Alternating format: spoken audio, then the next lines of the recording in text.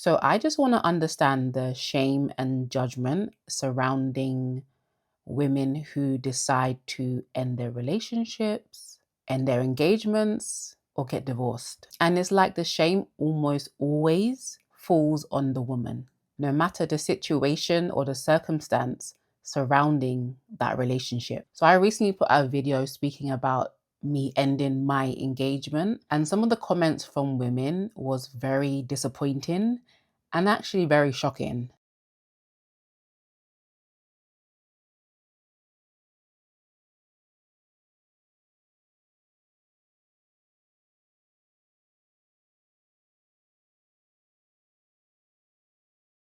It's almost as if they wanted me to feel some type of shame, as though I should consider this a failure. But I want you guys to know for sure that I see the ending of my engagement as one of the biggest wins of my life. No exaggeration. I gained back my freedom, my autonomy, my goals, my purpose, and most importantly, my mind. Because many of us seem to feel like a woman getting married is like the final boss of womanhood, like the peak of femininity. Now she's a real woman because she's been chosen by a man. She's not just a woman, she's a woman pro max, woman 2.0 with very special powers. We see her as more evolved, worthy of more respect than single women. That single woman over there is only half a woman because no man has asked her to marry him. She must not be worth much if there is not a man in her life to give her value. And let's be honest, we value women based on their proximity and their relation to men. It's like we see married women as somewhat wiser, more accomplished, like they are the top of the hierarchy, even though the hierarchy for women is this low under the patriarchy. But I need you guys to understand that there are actually women online that are getting married or have gotten married for the sole reason of validating their message on love and relationships. Because some people have made them feel like their ideas and their opinions aren't worth anything if they don't have the result of a husband or a man in their life. And I've seen women play into this. They may say, oh, I've been engaged 4 times. Mind you, they weren't even real engagements. A guy was like, will you marry me? Like, why do we have to prove our worth and our value and our knowledge and our wisdom and our ideas to men? Because it's usually men that are asking these questions in the comments.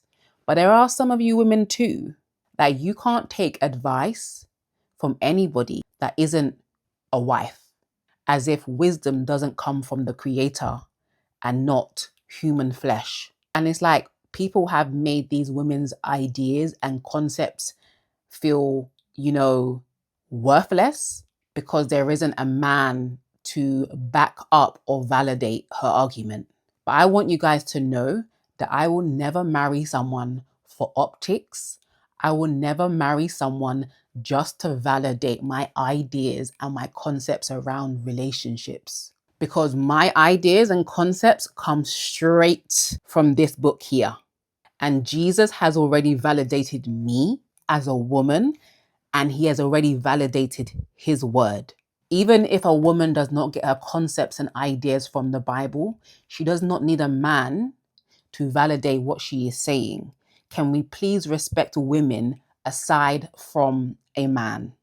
And I will never stop talking about relationships and love because I find the topic fascinating. It is so interesting. It's like I am trying to crack a code and I'm sharing with you guys my understanding, my revelations, my observations, and I do not need a man to validate that. I do not need a doctorate. I do not need a PhD. If a person has that, praise the Lord, nor do I agree with women pretending to be doctors to validate their message. But I understand why they do that in this kind of time. The reason why that doctor had to put something in front of her name is because as a single woman, she probably felt like nobody would take her seriously because she's not married.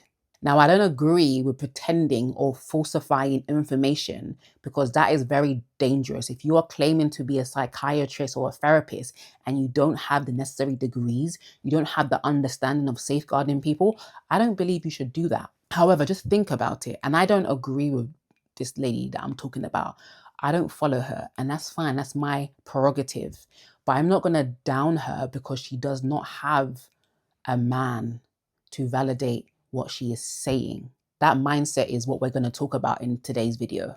And I do want to apologize and also take accountability for the ways in which I've added to this message of marriage being the prize and the ultimate goal for dating, for relationships. And if I've ever insinuated that you are more of a woman if you get married, that was wrong.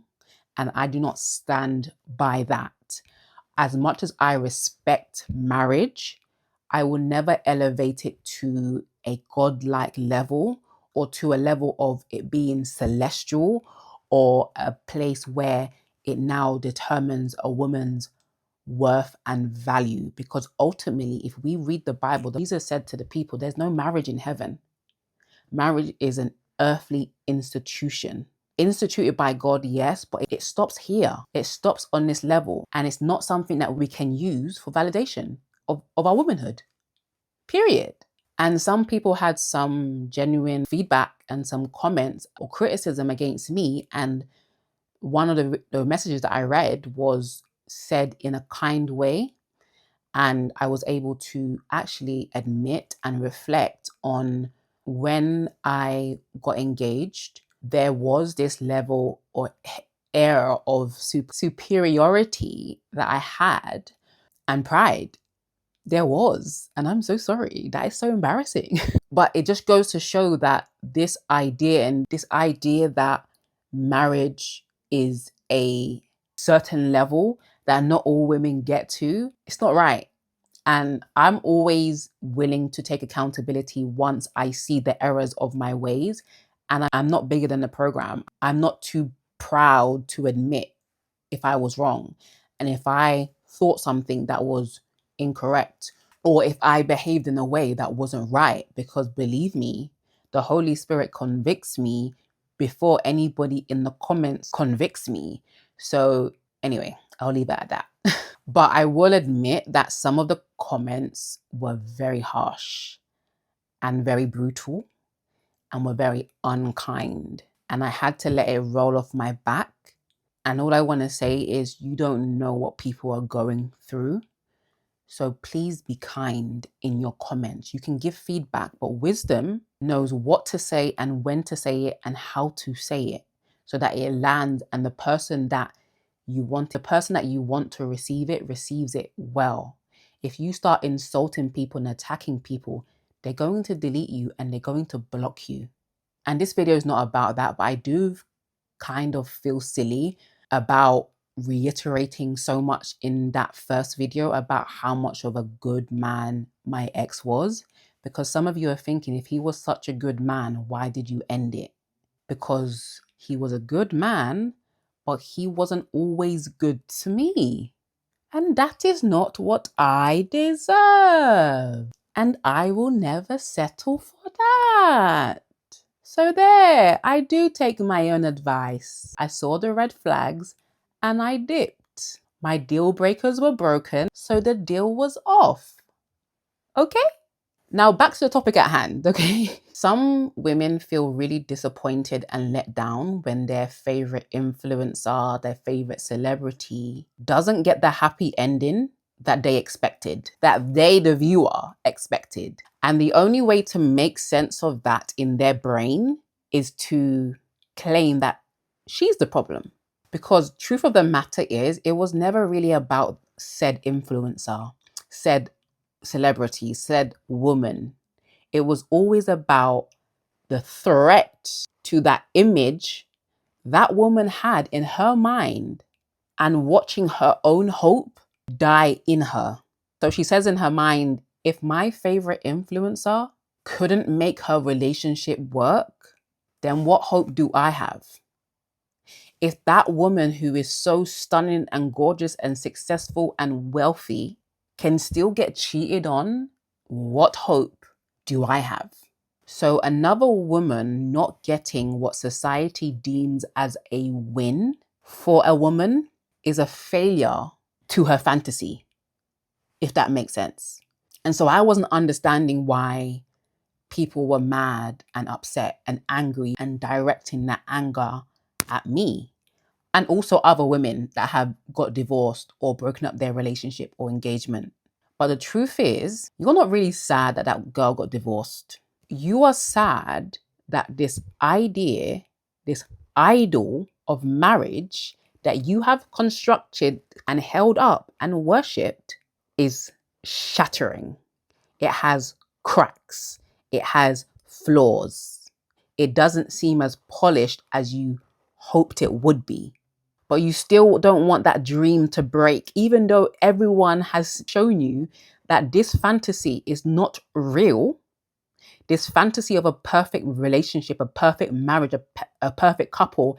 How many of your favorite couple influencers need to break up for you to realize that what you are seeing as an idol, as an idea, is categorically flawed and broken and imperfect because people and humans are imperfect. None of us are gods. None of us are God.